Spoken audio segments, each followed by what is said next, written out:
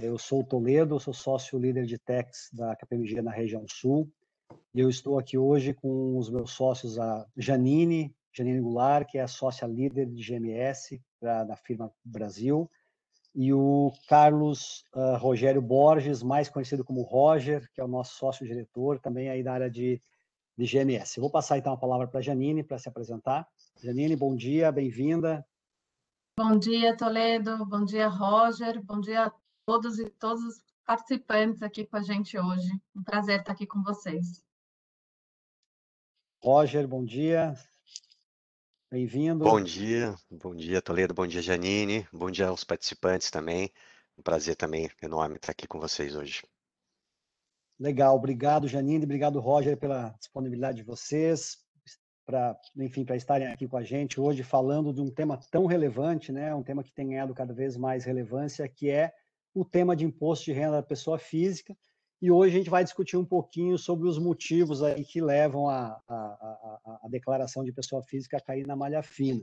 Né? Pelo que a gente tem visto aí das pesquisas, no ano passado, em relação ao ano de 2019, mais de 900 mil declarações caíram em malha fina. Janine, né, você pode explicar para a gente um pouquinho o que é a malha fina, né, o que acontece, né, essa tão temida malha fina da Receita Federal? Bom, Toledo, realmente é uma ótima pergunta, né? Porque se fala tanto disso, mas o que realmente é a malha fina, né? E é muito importante a gente entender que quando a sua declaração de imposto de renda cai na malha fina, quer dizer que ela foi retida pela Receita Federal para que seja feito um processo de verificação, de averiguação, né, em detalhes, com relação aos dados que você incluiu na declaração. Na maioria das vezes, acontece por algum erro do contribuinte, ele deixou de informar, de incluir alguma informação, ou incluir alguma informação divergente, né? Mas sempre é importante olhar caso a caso e verificar quais são os motivos que fizeram a declaração ser retida pela Receita Federal. Muito legal. Eu vou aproveitar também e comentar com o pessoal. A gente tem aqui uma sessão de perguntas e respostas. Se vocês tiverem dúvidas, pode ir incluindo as perguntas aqui, que à medida do andamento da nossa discussão aqui, nós vamos respondendo. Né?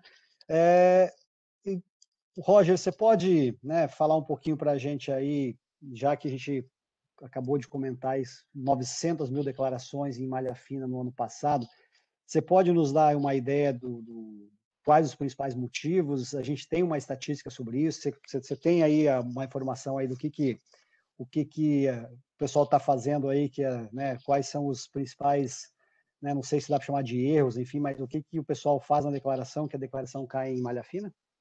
Claro. Eu tenho aqui uma estatística, que eu vou colocar agora na tela.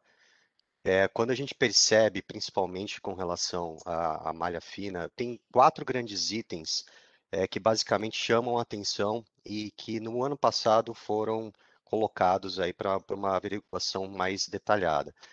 Só para vocês terem uma ideia, quase 50%, e sendo mais exato, 46% das pessoas que caíram em malha foi por conta de omissão de rendimentos.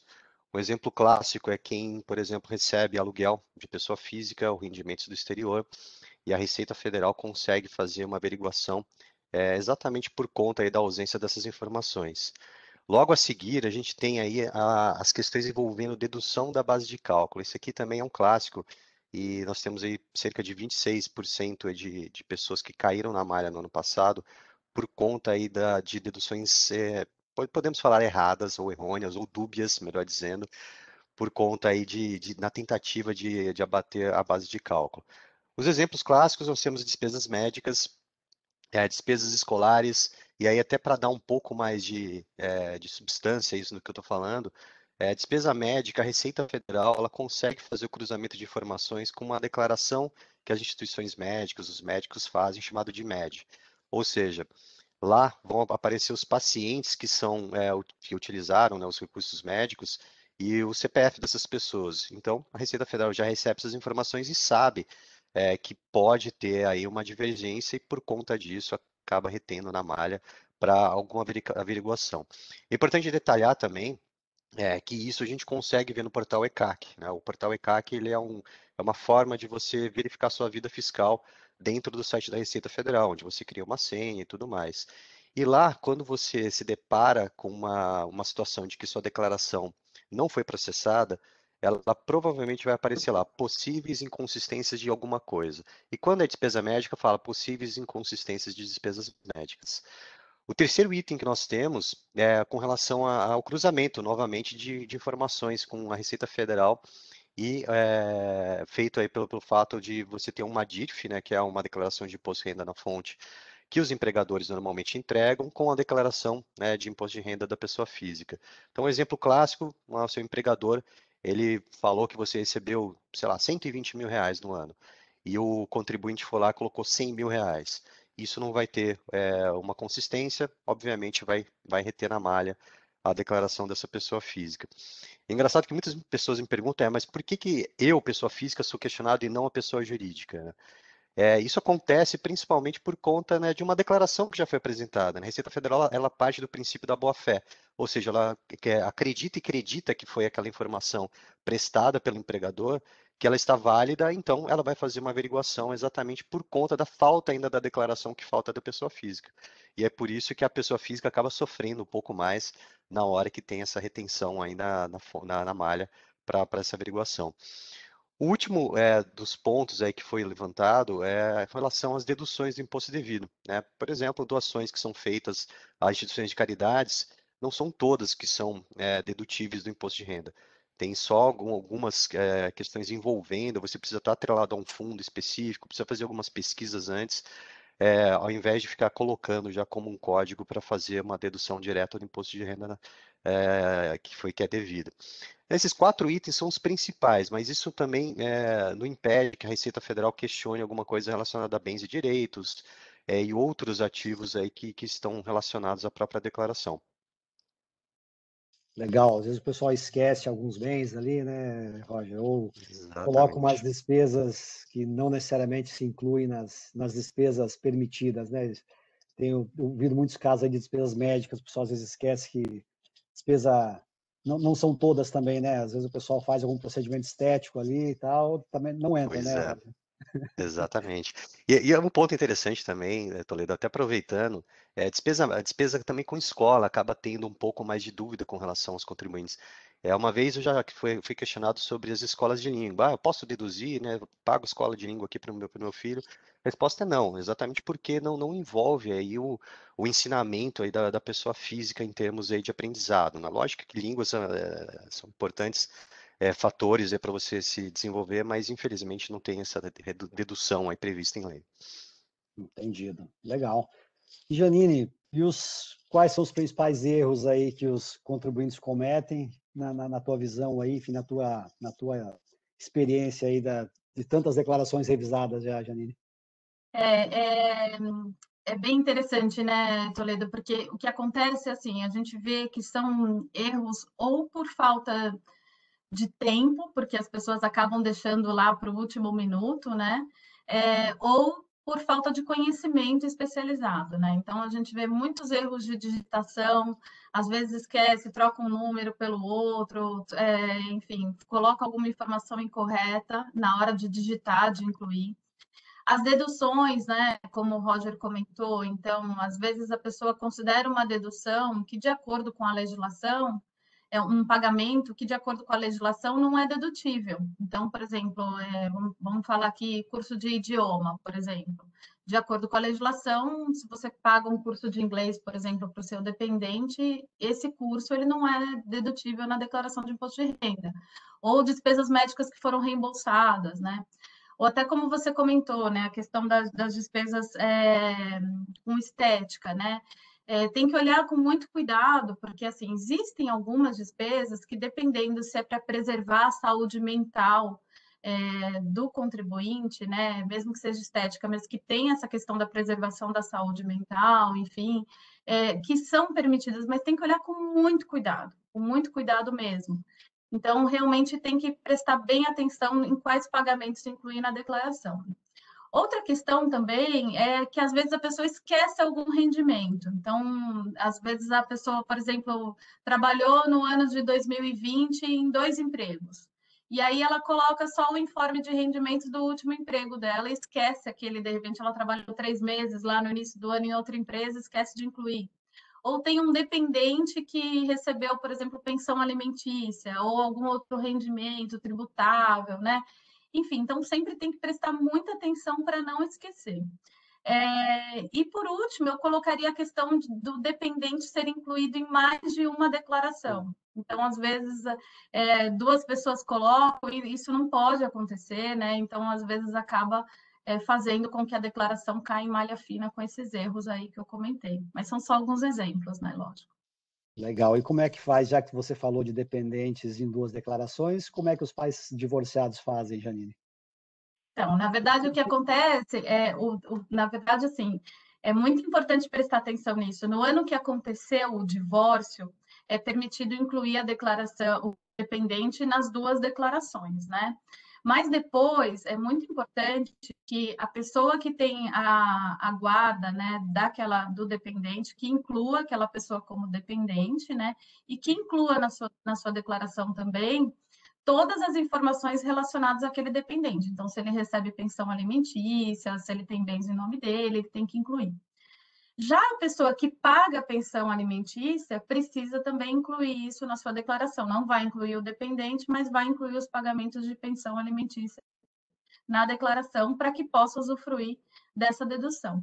Tem um ponto aqui que é importante, que até vale como um planejamento, Toledo. Muitas vezes pode ser mais vantajoso, dependendo se o dependente não tem muitas despesas dedutíveis, pode ser mais vantajoso entregar uma declaração em separado para o dependente, do que incluí-lo como dependente na declaração, quando ele recebe pensão alimentícia, por exemplo.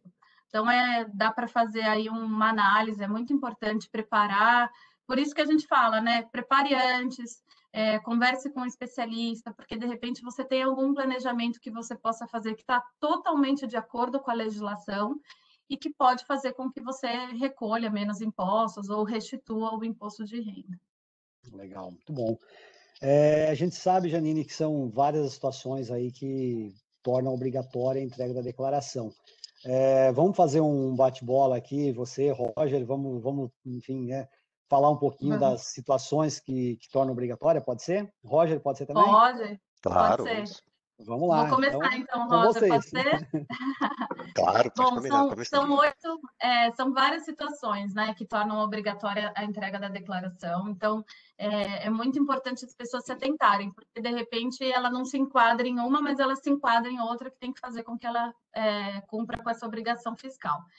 Então, a primeira delas que eu falaria é a questão dos rendimentos tributáveis, quando eles ultrapassam na totalidade, no ano de 2020, eles ultrapassaram o valor de R$ 28.559,70. E o segundo item, por exemplo, assim, eu não tive esses rendimentos tributáveis, então não vou apresentar a declaração? Não, tem outros itens também, né? O segundo item que a gente pode destacar é quem recebeu rendimentos isentos ou tributados exclusivamente na fonte, no montante superior a R$ 40 mil.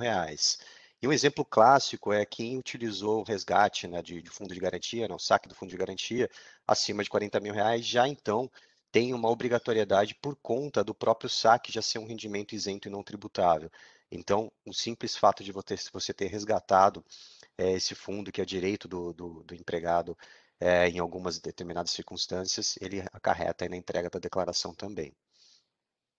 Um outro item que também é importante a gente mencionar, quando a pessoa realizou alguma operação no ano passado, 2020, que ela teve um ganho de capital sujeito a imposto de renda, ou quando ela operou na Bolsa de Valores, de mercadorias, né, de futuros assemelhados. Então, é muito importante verificar se ela, até essa questão, a gente vê que cada vez mais tem pessoas investindo na Bolsa, então tem que prestar muita atenção, porque você tem essa obrigação fiscal aí de entregar a declaração de imposto de renda.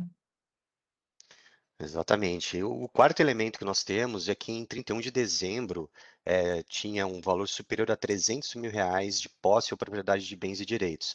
Isso inclui também a terra nua. Então, os 300 mil reais aqui, obviamente, não estão somente ligados a imóveis, né? Tá? A inclusão da terra nua é apenas um item também para observar que mesmo que você for detentor desse tipo de ativo, você também gera essa obrigatoriedade. Então, o simples fato de você ter um automóvel de 300 mil reais também já tem uma obrigatoriedade exatamente por conta dessa observação que o legislador inseriu nos termos da obrigatoriedade para apresentar a declaração. A questão da residência fiscal também impacta, né? Então, se a pessoa se tornou um residente fiscal em 2020 e continuou nessa situação até 31 de dezembro de 2020, então vamos pensar, por exemplo, num estrangeiro que veio com visto que o torna residente fiscal. Nesse caso, ele precisa entregar declaração de imposto de renda. E o quinto, né, o elemento que nós temos também, ele está um pouco atrelado, né, que a Janine falou com relação ao ganho de capital, né, mas aquele elemento que a Janine falou trazia, né, qualquer ganho de capital sujeito ao imposto de renda. Esse outro elemento é aquela pessoa que optou pela isenção do imposto de renda, que é incidente sobre ganho de capital oferido na venda de imóveis residenciais, em que ele utilizou o produto da venda destinado para aplicação em aquisição em outros imóveis residenciais no prazo de 180 dias, contados aí do contrato de venda. Então, quem utilizou desse recurso também de isenção, a própria Receita Federal ela exige também que o contribuinte dê o seu alô exatamente para entregar essa declaração de imposto de renda. E por que eles fazem isso? Exatamente por conta, né, até de você evitar os especuladores. Você assim, não, vou sempre utilizar o produto da venda, você tem alguns limites e, obviamente, a Receita Federal quer também observar quem são essas pessoas para poder realmente ficar de olho aí nas pessoas que utilizam desses recursos. Então, por isso, gerou essa obrigatoriedade. Isso não quer dizer que sua declaração vai cair em malha, é só mesmo a obrigatoriedade que você tem aí para apresentar a declaração nessa situação. Toledo, tem mais 2 itens, a gente está acabando, tá? Prometo. Vamos lá. Um outro item aqui, que é uma novidade da Receita Federal nesse ano, que é para quem recebeu auxílio emergencial, nesse caso, e que teve rendimentos tributáveis que ultrapassaram o valor de R$ 22.857,76, também precisa entregar a declaração de imposto de renda e fazer a devolução do valor que foi recebido, tá? Então, é muito importante coletar as informações todas com relação a toda a parte dos rendimentos, pagamentos, bens e dívidas, né? Mas também coletar as informações aí relacionadas ao auxílio emergencial nesse caso. E o último elemento que nós temos é totalmente focado a quem tem atividade rural, né? Ou seja, que a pessoa que obteve receita bruta nesse tipo de ramo, né, nesse tipo de atividade superior a R$ 142.798,50, ou ainda pretende compensar em 2020 ou anos posteriores alguns prejuízos acumulados de anos anteriores ou do próprio ano de 2020, também tem a obrigatoriedade de apresentar essa declaração de imposto de renda. E é importante mencionar que nós temos um crescimento bastante interessante sobre essa população que realmente tem uma atividade rural. Então, precisa realmente ficar de olho. A Receita Federal ela vai ficar cada vez mais antenada com relação às informações relacionadas à atividade rural, e por isso também que é importante a gente destacar e chamar a atenção, principalmente do contribuinte, dos ouvintes que são aqui, que tem esse tipo de atividade, para observar, né? Se de repente os outros 7 elementos não foi aplicável, mas tem a atividade rural, isso não exime de apresentar uma declaração, ele tem que apresentar também. Ou seja, esses são os 8 elementos aí que nós temos aí, pelo menos em termos de obrigatoriedade, e eu espero realmente que as pessoas observem isso exatamente porque não são apenas as informações relacionadas a rendimentos tributários. Vocês viram que existem outros 7 elementos aí para a gente realmente observar. Muito legal, Roger, Janine, obrigado. Vocês falaram em aplicação em Bolsa de Valores, e eu recebi aqui já a pergunta de um cliente aqui dizendo o seguinte, né, que tem observado um aumento relevante de investidores na Bolsa, em aplicação de renda variável. E aí, Roger, a pergunta é para você, né? Que dicas Opa. você dá aí para os contribuintes em relação a esse tema de renda variável? Quais são os principais pontos, né? O que deve se observar em relação à compra e venda de ações na Bolsa? Ah, legal. Esse tema, ele tem crescido substancialmente, na verdade, principalmente nos últimos anos, e até no ano de pandemia, né, que nós enfrentamos a partir de 2020, e existem até dados tanto da B3 como das corretoras do acréscimo, né, de investidores nessa situação. A gente não teve um grande momento na bolsa, lógico, né? Mas tem tido uma retomada até interessante por conta aí dos investimentos que são realizados. E, logicamente, a gente tem que observar o que se encaixa dentro da declaração de imposto de renda, né? Não é simplesmente você investir, você tem uma obrigatoriedade também de reportar isso para o fisco, né? Se você tiver naqueles 8 elementos, você tem ações negociadas em bolsa de valores, o primeiro ponto que você tem que fazer é separar o custo de aquisição dessas ações. Você tem o custo de aquisição dessas ações através das notas de corretagem. Então, é importante com que a pessoa física ela guarde esses documentos, não apenas para fazer as suas declarações, mas também como uma forma de, eventualmente, comprovar para a Receita Federal, quando questionado, algum fator relacionado a essas aquisições. E é importante destacar que aqui, de novo, né, a gente precisa salientar que é custo de aquisição que se reporta na ficha de bens e direitos. A gente não pode colocar, em hipótese alguma, o valor de mercado dessas ações. Por que que a gente não pode colocar? Porque aí vem a segunda etapa da renda variável. Na venda das ações, a gente tem que fazer uma comparação. Quanto que foi a venda em relação ao custo de aquisição dessas ações? Então, o valor da venda também acaba tendo um impacto bastante interessante e importante, porque das duas, uma, ou você reduz, né, se você não vendeu na totalidade o seu ativo por completo, ou você realmente baixa, né, zera a sua declaração, na sua declaração de bens e direitos, o custo dessa aquisição. Então, na venda das ações, ela exatamente causa aí um impacto, principalmente na declaração de bens e direitos, mas também gera um impacto na questão envolvendo o próprio ganho obtido em renda variável.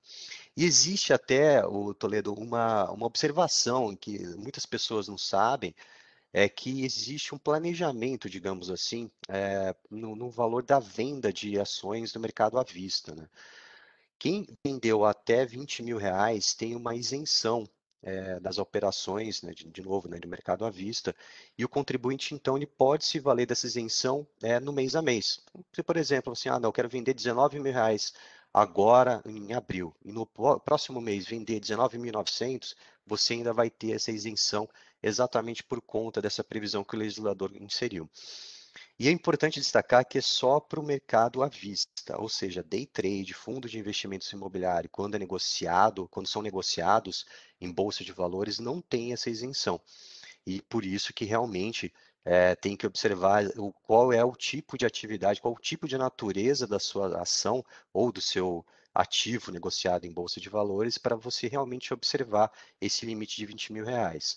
Eu destaco também que aqui a gente não está falando de valor de ganho, né, sim um valor de venda. Então, não precisa logo o contribuinte fazer um cálculo para verificar se ele vai ter ou não a isenção com base no ganho. O que eu estou falando aqui é valor de venda. Então, se a venda for abaixo de R$ 20.000, ele garante essa isenção. E por fim, eu destaco também aquelas situações em que o próprio contribuinte, até por conta aí de falta de informação da própria Receita Federal, que você não tem um programa específico como existe no ganho de capital, quando ele se esquece, por exemplo, de reportar, pô, não esqueci, tá? E a Receita Federal ela não vai me questionar. Aí está um engano também, porque existe um imposto de renda antecipado em todas as operações quando você tem uma venda, e geralmente esses impostos aparecem quando são vendas acima de R$ 20.000, mas eu já vi casos em que mesmo abaixo também tem essa retenção. Existe essa retenção aí, quando a gente está falando do mercado à vista, de um imposto antecipado de 0,005%, e quando for day trade, de 1%. O que isso quer dizer? Isso quer dizer que você está antecipando um eventual ganho que você teve, mas é também uma forma da Receita Federal também rastrear essas vendas não declaradas. Ou seja, ela recebe através, né, das retenções da fonte, tem um código específico de tributação que são realizados para fazer essa retenção na fonte, e a Receita Federal consegue fazer o cálculo inverso. Ou seja, se você não declarar, está muito mais fácil da Receita Federal questionar agora do que no passado. E eu já vi diversas declarações serem retidas para questionamentos por conta de ausência de informações relacionadas ao imposto de renda devido numa renda variável. Muitas vezes nem precisa, né, você ter que retificar ou de repente prestar contas ao fisco. Basta você apresentar documentos falando, olha, foi abaixo de R$ 20.000, mas a corretora aqui achou por bem fazer uma retenção na fonte. Às vezes a própria Receita Federal se atrapalha um pouco, mas isso não quer dizer que você esteja certo sempre, né? Tem que tomar muito cuidado com relação a esse tipo de investimento e por conta disso é um item que eu destaco bastante e, novamente, fiquem atentos, porque realmente a Receita Federal, ela quer que todas as pessoas estejam em cumprimento com a legislação, né, que a gente chama de compliance mesmo. Quer dizer que esse 0,05 aí é o imposto dedo duro, é isso? Exatamente, o imposto Eu dedo duro. Eu até ia comentar isso, Toledo, que algumas pessoas falam mesmo, que brincam que é o dedo duro, né? Que realmente denuncia. Denuncia, exato. E, Roger, quer dizer que se eu vender as minhas ações em lotes todos de até 20 mil, eu estou tranquilo, é isso? Tá tranquilo. Tem isenção, é isso mesmo? No mercado à vista, né? Agora, se você Ah, vir entrar, não, eu tenho um fundo de investimento imobiliário, aí são outros 500, né? tá entendido. Janine, eu recebi uma pergunta no WhatsApp aqui sobre bitcoins. E aí, como é que declara? Na verdade, bitcoins de forma, né, não específica em bitcoins, mas moedas, criptomoedas, né? Como é que a gente faz com essa novidade aí, né?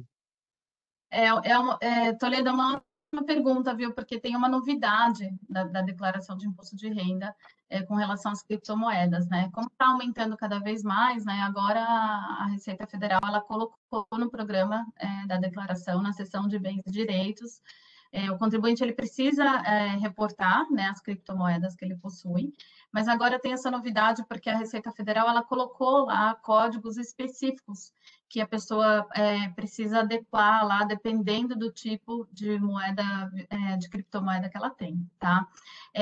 Sempre reportar pelo valor de aquisição, então vamos supor que ela não tinha nada em 31 de dezembro de 2019, ela vai reportar a posição como zero, e em 31 de dezembro de 2020 ela vai reportar o valor de aquisição dessas criptomoedas que ela adquiriu.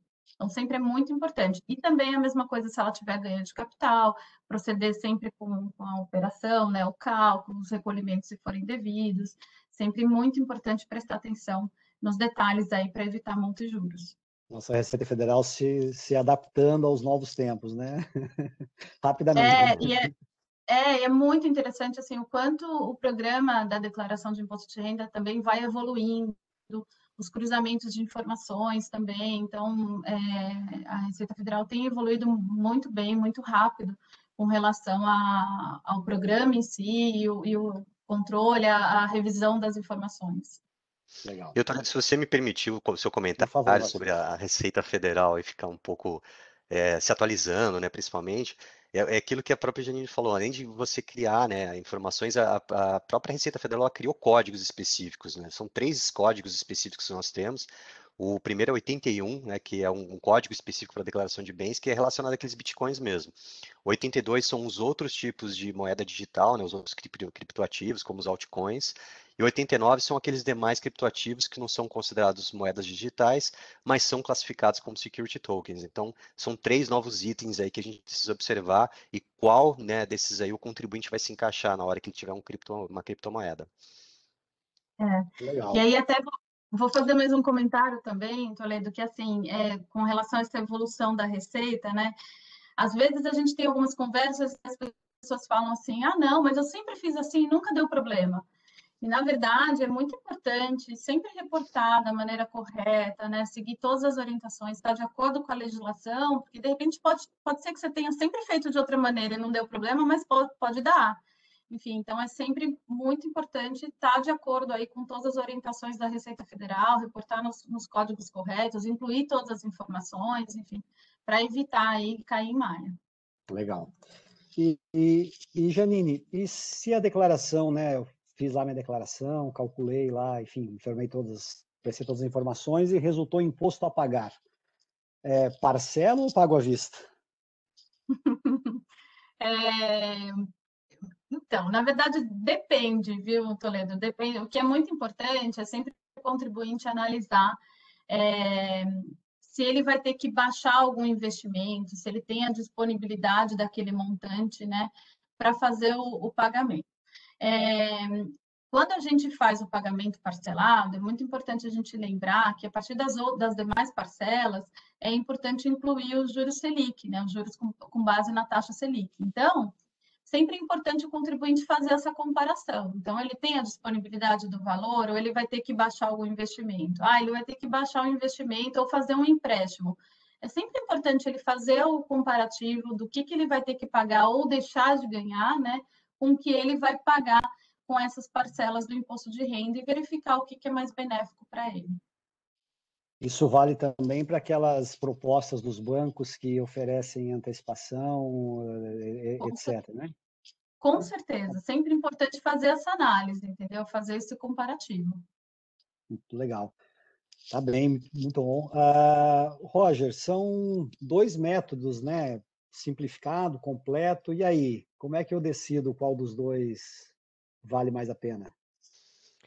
Então, Toledo, na verdade existem formas para você avaliar, né, se o seu modelo simplificado ou completo seria o mais benéfico, né? E a própria Receita Federal, já há alguns anos, ela coloca, né, no próprio programa, tem lá um item no canto esquerdo que faz esse tipo de comparação. Olha, se você entregar um modelo completo, é isso aqui que vai dar a sua declaração, e simplificado é esse outro valor. E só para a gente relembrar um pouco os conceitos, o modelo simplificado é aquele utilizado quando o contribuinte não possui despesas dedutíveis na declaração de imposto de renda. Então, nesse caso, ele tem uma utilização de desconto de 20% dos rendimentos tributáveis, mas tem uma limitação que já dura aí alguns anos, de até R$ 16.754,34. Ou seja, você tem 20%, eu recebi 100 mil, tenho 20%, vou utilizar 20 mil reais? Não, você tem um bloqueio aí de 16.754,34.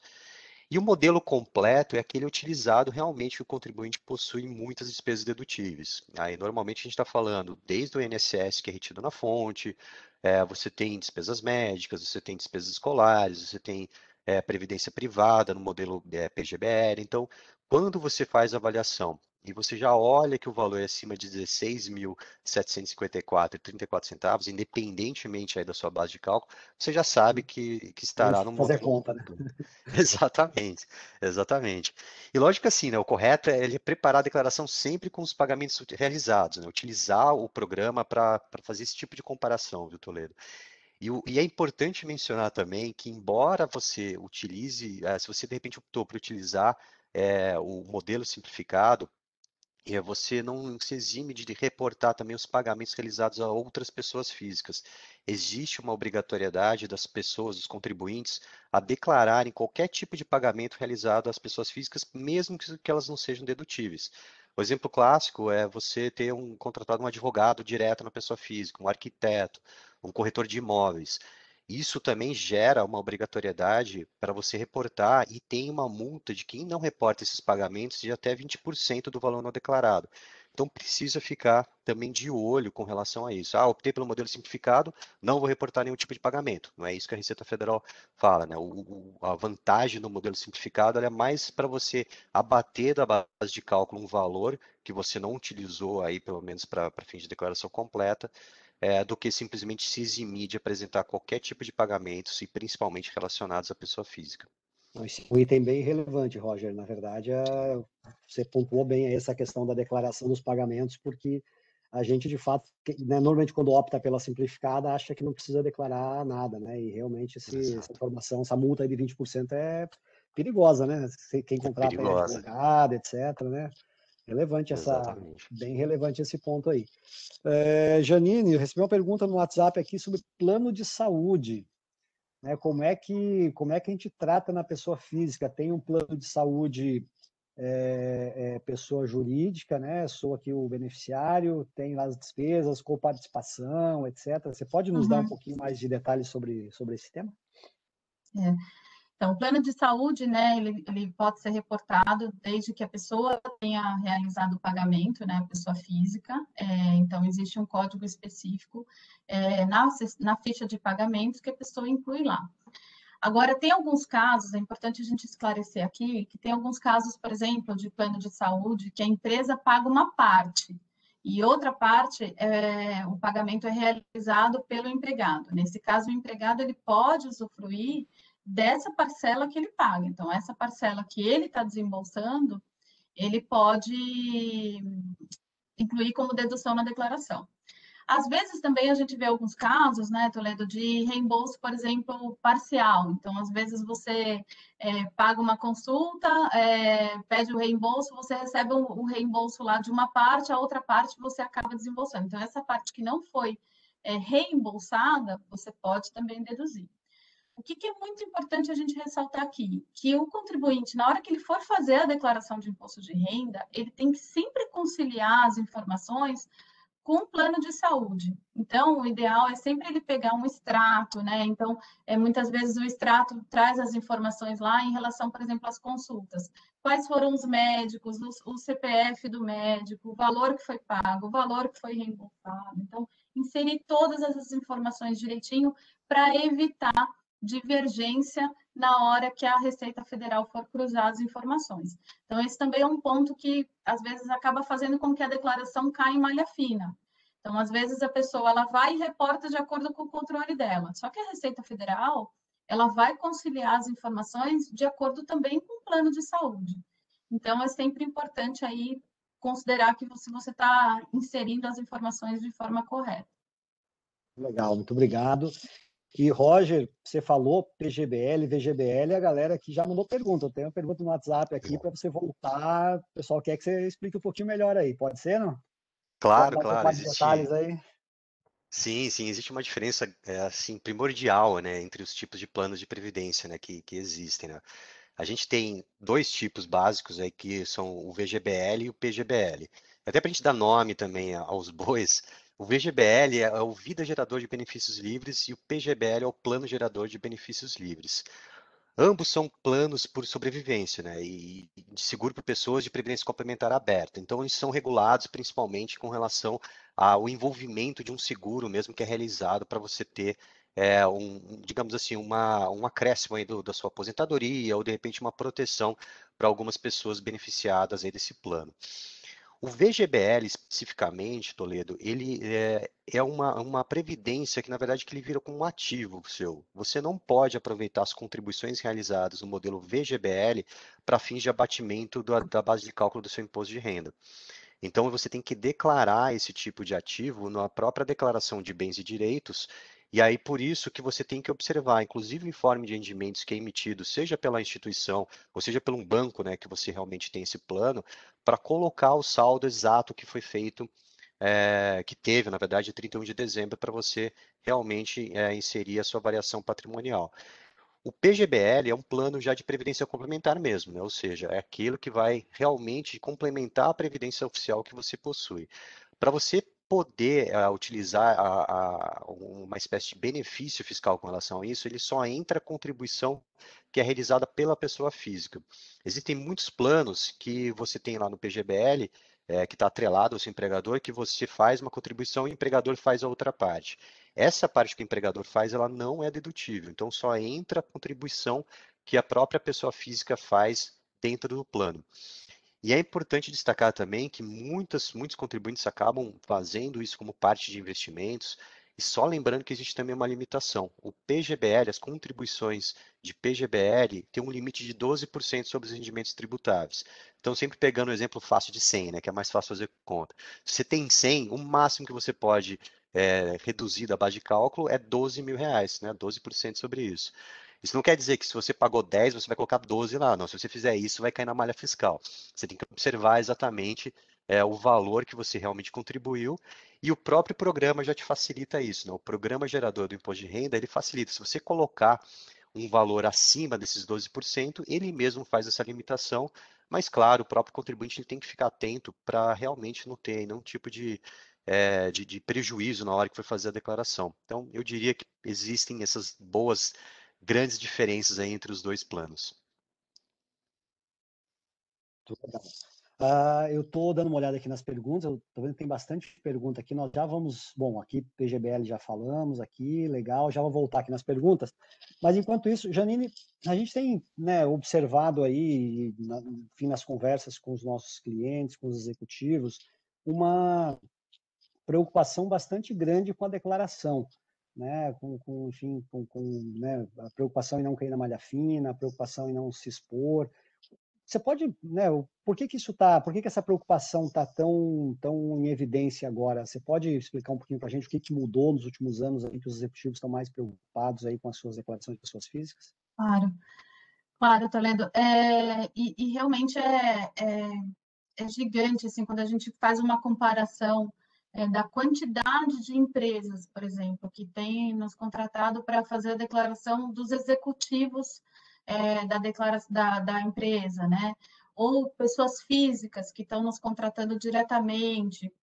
Realmente, quando a gente compara com o passado, a gente vê uma preocupação assim muito maior das pessoas, né? E a gente considera isso por dois motivos, né? Um, a gente tem falado muito, né? Está na pauta de todas as empresas, dos executivos, né? A preocupação, a gente tem falado muito, por exemplo, de ESG, né? Questão de governança, questão de compliance, né? Então, compliance fiscal, por exemplo, é muito importante e as empresas estão sempre muito preocupadas com isso, né? Até porque agora há uma conexão muito grande, né? Já existia antes e cada vez mais uma conexão muito grande entre o executivo e a empresa, né? Então, para evitar também qualquer risco de imagem, né? Qualquer problema, não só para o executivo, mas para a empresa também.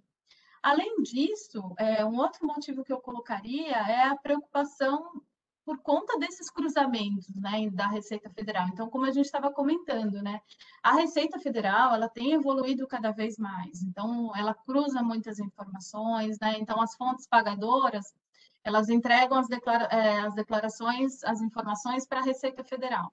E depois a pessoa física vai, preenche, prepara a declaração e entrega. A Receita Federal, ela vai e cruza essas informações. Então, é muito importante sempre se atentar, né, para evitar qualquer questionamento. Então, esse é um dos motivos também que tem feito com que as pessoas se preocupem mais. E aí, até aproveitando, eu acho que é importante a gente ressaltar de novo a questão de não deixar para a última hora. Então, preparem antes a declaração de imposto de renda, coletem as informações. Acontece muito, Toledo, quando a pessoa, por exemplo, vai preparar a declaração, não sei se já aconteceu isso com você, por exemplo, vai preparar a declaração de imposto de renda, na hora que você está fazendo, você lembra e fala, nossa, preciso coletar tal documento, está faltando. E aí você tem que contatar a fonte pagadora, tem que, às vezes, é um recibo médico, tem que entrar em contato com o médico, com a clínica, enfim. Então, deixar para a última hora não é o correto. Preparar antes, né? E sempre consultar um especialista do assunto. Então, tem dúvidas, esclarece, tem auxílio para evitar qualquer questionamento. Aconteceu comigo, sim. Outro dia eu estava preparando a minha, aí, enfim, estava andando na rua, de repente eu me lembrei de uma fonte pagadora. Aliás, não é nem fonte pagadora, era de uma contribuição que eu tinha feito aqui. Eu falei, preciso correr atrás desse comprovante. Tá vendo? Então, imagina, tá lá nos últimos minutos, lá não vai dar tempo, né? Não Aí dá depois tem tempo, que exato. a declaração ou esquece de reportar. Então, o ideal é sempre preparar antes. Não, sem dúvida. Legal. Roger, tem uma pergunta para ti aqui, né, sobre ações no exterior. Você pode nos ajudar aqui a responder essa pergunta? Claro, claro, posso sim. Eu vi aqui uma pergunta realmente, né? Quando a venda de ações é feita no exterior, como deve ser declarado e recolhido o IR? É uma excelente pergunta, porque a gente também tem visto muitas pessoas físicas fazendo investimento fora do Brasil, mas também tem a obrigatoriedade de fazer uma prestação de contas ao fisco com relação a esse tipo de investimento. O primeiro ponto é ações feitas no exterior, você também tem que declarar isso em bens e direitos que você realmente as possui. E a forma de conversão, existem algumas regras específicas que é importante o próprio contribuinte se atentar. Existem regras para você realmente fazer esse tipo de conversão, mas qualquer ganho que for auferido, você tem que fazer primeiro uma pausa, primeiro para você refletir. Primeiro, a compra dessas ações foi realizada com moeda nacional, foi com moeda estrangeira, foi com as duas moedas, como é que foi feita essa compra? Se a gente estiver falando de moeda estrangeira, quando você tem um ganho, você vai ter que fazer esse ganho atrelado ao dólar. Então vamos supor, eu comprei por 10 mil dólares e vendi por 12 mil dólares. Legal, eu tenho um ganho de $2.000, é isso, eu tenho um ganho de $2.000. Esse ganho, especificamente, você também tem uma conversão específica para fazer e tem uma alíquota, e essa alíquota, ao invés de ser 15% propriamente dito, como é na renda variável, em mercado de ação, ou 20% em fundo em day trade, aqui a gente tem uma alíquota progressiva. Tudo bem que a maioria pode ficar nos 15%, porque aí ele começa a entrar numa progressividade dependendo do ganho, né? Se ganhos até R$ 5 milhões, você tem uma alíquota de 15%. Nesse exemplo que eu dei, né, felizmente o dólar ainda não chegou à estratosfera de 5 milhões, esses $2.000 que eu dei de exemplo, mas você acaba tendo aí um 15% para fazer o recolhimento desse imposto. E como ele é feito? Imposto de renda ele é sempre em bases mensais. Você não faz nenhum tipo de ajuste na declaração. O ajuste, na verdade, ele serve exatamente para você proceder com algumas questões mínimas de deduções. Aqui a gente está falando de tributação. Então, por exemplo, se você vendeu agora no mês de abril, vamos supor que está em abril de 2020, você vendeu em abril de 2020, a sua obrigatoriedade para recolher esse imposto seria até o último dia útil do mês de maio. Então, teria que observar isso. Ah, não recolhi, o que eu faço agora? Ah, você tem que fazer um recolhimento, utilizar o programa de ganho de capital, o próprio programa de ganho de capital que a Receita Federal disponibiliza. Você tem algumas facilidades que acaba te dando algumas dicas, ele é muito intuitivo. Então, ele é extremamente importante e necessário porque você acaba fazendo a importação desses dados na própria declaração de imposto de renda. Quando você tem, então, uma situação dessas, você tem um pagamento em atraso, você tem que recolher um DARF em atraso também. Tem lá uma multa diária de 0,33%, limitada a 20%, mais juros Selic, dependendo aí da data do pagamento e também da data do vencimento. Então, tudo isso tem que observar. E uma pergunta que eu recebo bastante também, Toledo e Janine, é com relação a esse tipo de investimento, e o contribuinte fala, mas eu não vou trazer esse dinheiro para o Brasil, eu vou deixá-lo lá no exterior. Mesmo assim, eu tenho que pagar imposto? Infelizmente, sim. Então, tem que ter essa observação, porque a Receita Federal, ela entende que você está tendo um acréscimo patrimonial, e acréscimo patrimonial é uma das formas para você ter também uma espécie de rendimento tributável. Então, tudo isso tem que ser observado também. E um específico também com relação a isso, aí já uma dica e um spoiler que eu estou dando, o código para tributação ele é o 8523, né? Qualquer ativo que você tem localizado no exterior, quando você recolhe o DARF nesse código, a própria Receita Federal já entende. Opa, tem um ganho de capital aqui de ativos localizados no exterior. Aí depois vai verificar se foi uma moeda nacional, se foi feito em moeda estrangeira e tudo mais. E por fim, que eu quero chamar a atenção, é quando você adquire esse ativo em moeda nacional, a sua comparação do ganho, ele é em reais. Ou seja, você vai também ter o impacto da variação cambial. Se você comprou por R$ 10.000 e vendeu, digamos, por $5.000, você vai ter que converter esses $5.000 para você ver exatamente quanto que é esse ganho. Às vezes você tem até uma perda em moeda original, mas por conta da variação do dólar para frente ao real, você acaba também tendo um ganho por conta desse câmbio. Legal. Desculpa, eu estava no mudo aqui. Obrigado, Roger. Janine, o pessoal está perguntando aqui sobre stock options e como funciona. Tem uma pergunta, inclusive, sobre se esqueceu de declarar, como é que faz? Você consegue nos ajudar? Essa é uma dúvida que realmente tem aparecido cada vez mais também, né, Toledo? Porque muitas empresas têm começado a utilizar cada vez mais planos de remuneração baseado em ações, né, para remunerar os executivos. Então, o que é muito importante nesse caso, quando a gente fala, né, de ações, de stock options, é sempre muito importante analisar o plano de ações em detalhes, o plano de stock options, para verificar quais são as características desse plano, porque dependendo de como é um assunto bem complexo, é muito importante que os contribuintes prestem muita atenção, porque dependendo de como o plano ele é estruturado, as stock options elas podem ser consideradas como ou as ações até como remuneração. E aí tem toda a incidência, dependendo da situação, a remuneração, a tributação é feita via carnê-leão, outros casos via folha de pagamentos, né? Ou às vezes ela pode ter a característica de investimento, né? E aí sujeito a ganho de capital. Então, nesse caso, é sempre muito importante analisar em detalhes e verificar, de acordo com o plano, o que qual é a melhor forma, a forma adequada de se reportar e de efetuar a tributação. E a mesma coisa na hora da venda. Então, depois, vamos supor que o contribuinte ele exerceu as ações, né, verificou se tinha que tributar no momento no momento que ele recebeu, que teve a disponibilidade, enfim, mas depois lá na frente ele vai e resolve vender. Teve um ganho de capital, fazer também um recolhimento, né? O que é muito importante nesse caso? Quando ele esqueceu, vamos supor que ele esqueceu de reportar, verificou todas as características como eu comentei, é sempre importante olhar para trás, quando o contribuinte ele identifica alguns erros, né, esqueceu, é sempre importante ele proceder com a retificação das declarações anteriores, né, e regularizar a situação, até porque depois, como eu comentei, vamos supor que mais para frente ele vai vender essas stock options que ele já tem disponibilidade, já exerceu, já são dele, ele precisa depois recolher também o ganho de capital, o imposto sobre ganho de capital. Legal. Obrigado, Janine. Tem uma pergunta aqui, se a declaração, né, você entrou lá, consultou, está em fila de restituição, isso é definitivo ou pode a Receita mudar de ideia e voltar a analisar? Né? Será que quando eles colocam em fila de restituição, já foi analisado, né? Já foram feitos os cruzamentos, já está tranquilo ou não?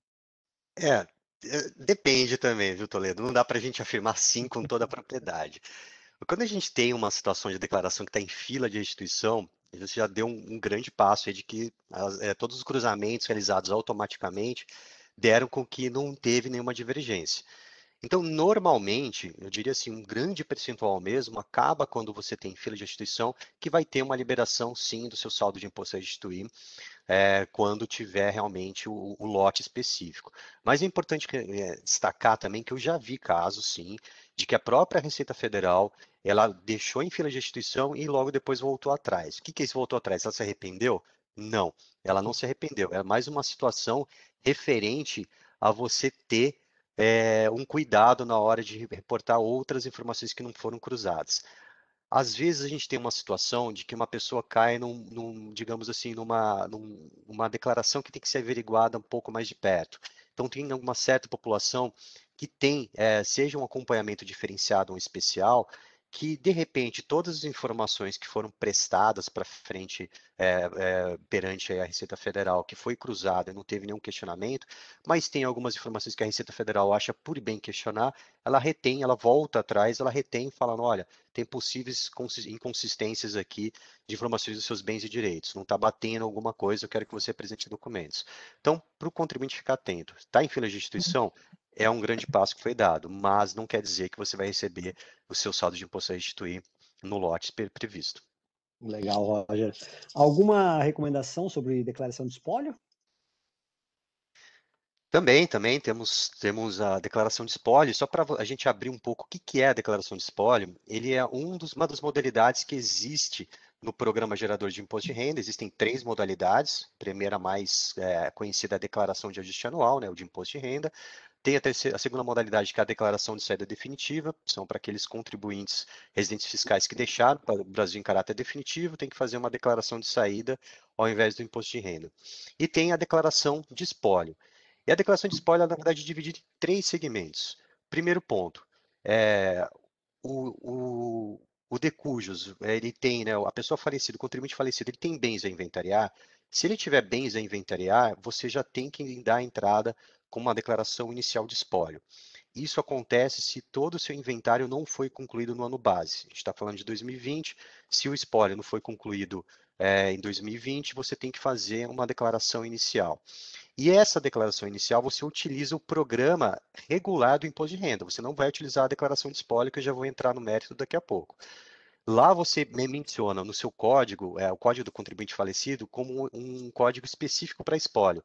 E abre um campo para você nomear quem que é o inventariante dos ativos que estão sendo deixados para os herdeiros. E é nesse momento que a Receita Federal vai entender, eu estou entendendo que tem um inventário em curso, não foi concluído em 2020, então ele deu entrada a uma declaração inicial de espólio. Quando você entrou no ano seguinte, e esse ano seguinte se arrastou também o espólio e não foi concluído, você tem uma segunda etapa de declaração intermediária de espólio. utiliza-se também o próprio programa de imposto de renda para você poder fazer essa atualização. E somente no ano em que você realmente tiver o encerramento, você faz a utilização desse terceiro item que eu mencionei no programa gerador, é a declaração final de espólio. Então, a gente tem que tomar muito cuidado com relação a isso, porque a declaração final de espólio, ela automaticamente, quando processada, se não foi feito o cancelamento do CPF do contribuinte falecido, a própria declaração ela já dá entrada, digamos assim, na baixa do CPF. Então, a única forma de você realmente cancelar o CPF é através da declaração de espólio ou através da morte do contribuinte. Então, tem que tomar muito cuidado também para evitar que você tenha aí um CPF cancelado desnecessariamente. Fazer sempre essa avaliação. Legal, obrigado, Roger. Janine, tem uma pergunta sobre empréstimos no exterior. O que você pode nos ajudar a desvendar esse mistério aqui da... O que acontece, né? Com relação, muitas pessoas têm dúvidas com relação a como calcular, né? Porque existe um campo na declaração de imposto de renda que você tem que colocar lá o valor pago referente ao empréstimo, o valor pago em 2020. E as pessoas ficam na dúvida de como fazer a conversão, né? Então, o ideal é você fazer a conversão conforme você vai fazendo os pagamentos, considerando a taxa de câmbio, né, da data do pagamento, considerando a taxa venda, fazer as conversões adequadamente conforme você foi fazendo os pagamentos e incluir esse valor como valor pago na declaração de imposto de renda lá no campo da dívida. Sempre importante isso, até porque foi o valor que você efetivamente pagou, né, em 2020, sempre considerando a taxa venda, como eu comentei. Legal, Janine, muito obrigado. Roger, tem uma questão aqui de e quando eu tenho prejuízo, né, no mercado de ações, o que eu faço com esse prejuízo? Nossa, excelente pergunta. Até esqueci de mencionar, mas quando você tiver um prejuízo, obviamente você não vai pagar imposto de renda sobre prejuízo. E aí o que você faz? Prejuízo em bolsa de valores, a gente está falando de bolsa de valores do Brasil, né? Fora do mercado de ação de valor, do bolsa de valores, você não tem a compensação de prejuízo. Então, quem tiver ações localizadas no exterior, você não pode fazer compensação de prejuízo. Mas quando você tem as ações negociadas aqui, sim, você pode fazer isso. E como você reporta isso? No próprio campo da declaração em renda variável, ao invés de você declarar o ganho, você coloca um sinal de menos e o valor do seu prejuízo. E esse valor do prejuízo ele é acumulado. Por exemplo, se no mês seguinte você não teve ganho, ok, acumula para o próximo mês. Se no outro mês você ainda não teve ganho, também acumula para o próximo mês. E aí, quando você tiver um ganho, você abate desse valor o prejuízo que você realmente teve para verificar qual que vai ser a sua base de cálculo final. E é importante destacar que a compensação de prejuízo em ações, ela tem que sempre observar um mesmo tipo de mercado. Se é mercado à vista, eu não posso compensar prejuízo de day trade. E vice-versa, eu não posso fazer a mesma coisa, uma compensação de prejuízo do mercado à vista com day trade. Eles têm que sempre observar esse tipo de campo específico que você tem. Se você fizer compensação de outro tipo de mercado, fatalmente você vai cair na malha. E o que é importante também destacar? Finalizou o ano, tem um prejuízo acumulado em 31 de dezembro de 2020. Perdi esse prejuízo? Não. Você pode também considerar para o ano seguinte, inclusive para poder abater dos ganhos no ano base novo que está virando. Então, por conta disso, o próprio contribuinte tem, pelo menos, aí, um benefício fiscal em relação a isso. E muitas pessoas me perguntaram, mas por que a Receita Federal, o próprio legislador, deu esse tipo de benefício, né? Ele é exatamente para tentar estimular o próprio contribuinte a investir nas empresas que estão negociadas em bolsa. Então, ele é sim um estimulador, você tem uma forma de estimular o investimento, e nem tudo que você perde realmente você acaba perdendo, né? Você pode ter essa compensação com os ganhos futuros, e mesmo que seja em outros anos base. Mas uma excelente pergunta, eu achei super pertinente aí a gente complementar as questões envolvendo as ações negociadas em bolsa. Legal. E, Janine, esse prejuízo, ele prescreve? Desculpa, Toledo, não entendi. Desculpa, perdão, eu atrapalhei aqui. Em relação oi, não, ok. Em relação ao prazo, a gente está vendo aí a questão da discussão aí em relação né, a Câmara dos Deputados aí, etc. Vai alterar o prazo ou não? Então, a gente ainda realmente não sabe, né? O processo ele ainda foi para o Senado, né? E teve uma aprovação parcial, voltou para a Câmara, né? E depois ainda a gente vai precisar ainda de aprovação depois do presidente, enfim.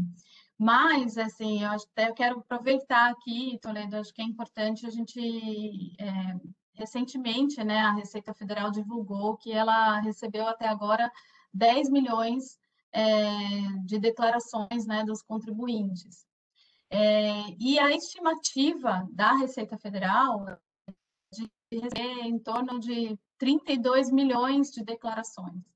Então, ainda tem muita gente para entregar a declaração, né? Se a gente for ver, ainda falta aí, de acordo com as expectativas, 2/3 de pessoas ainda para entregar. Então, o ideal, como o prazo ainda não alterou, o prazo ainda continua sendo 30 de abril, o ideal é entregar o quanto antes, né? Como a gente comentou.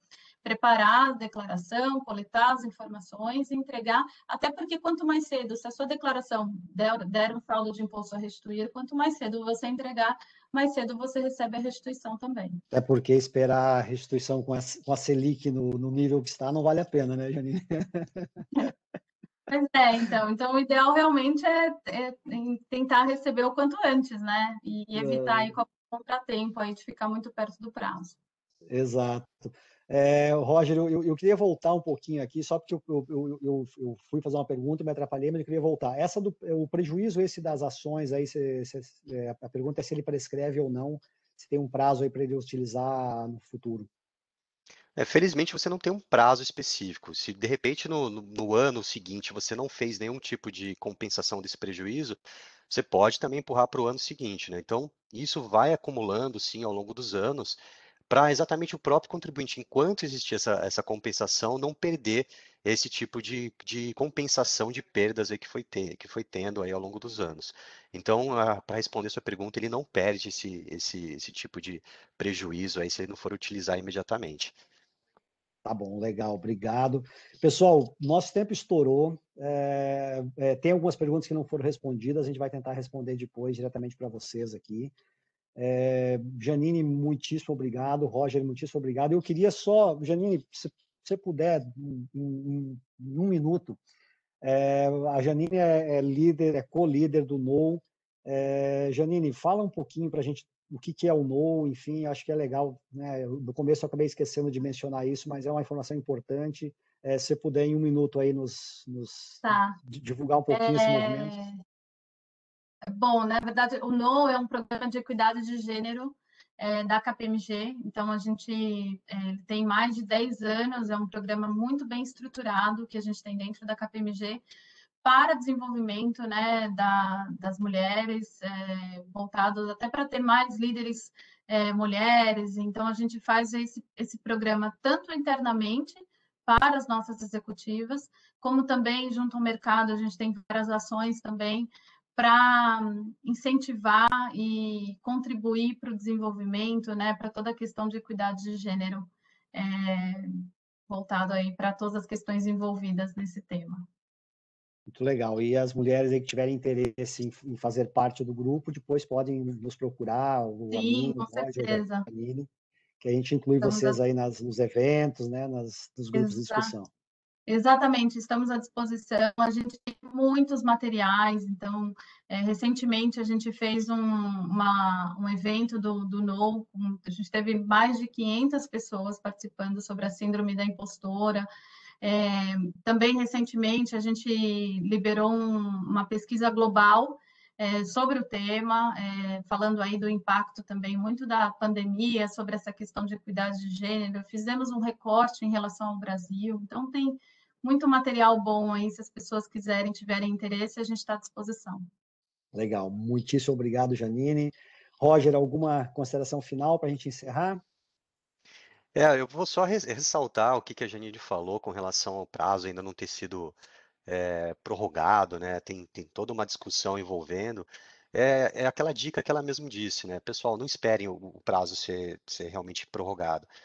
Quanto antes entregar, melhor. Você recebe a restituição antes, se de repente tiver saldo de imposto a restituir, você consegue fazer a sua declaração com mais calma, evitar os erros de digitação, que é uma das formas mais comuns para você cair em malha fiscal. Então, tudo isso aí serve como dica, viu, Toledo?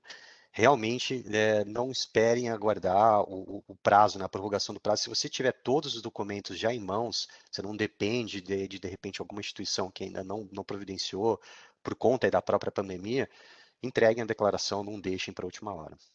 Legal, muito bom. Pessoal, muito obrigado. Janine, Roger, muito bom esse bate-papo. Obrigado a todos os que participaram, mandaram perguntas. A gente vai tentar depois mandar a resposta das perguntas que a gente não conseguiu responder aqui. E até uma próxima oportunidade. Um ótimo dia para todos aí. Um abraço. Um Tchau, abraço. tchau, gente. Um abraço.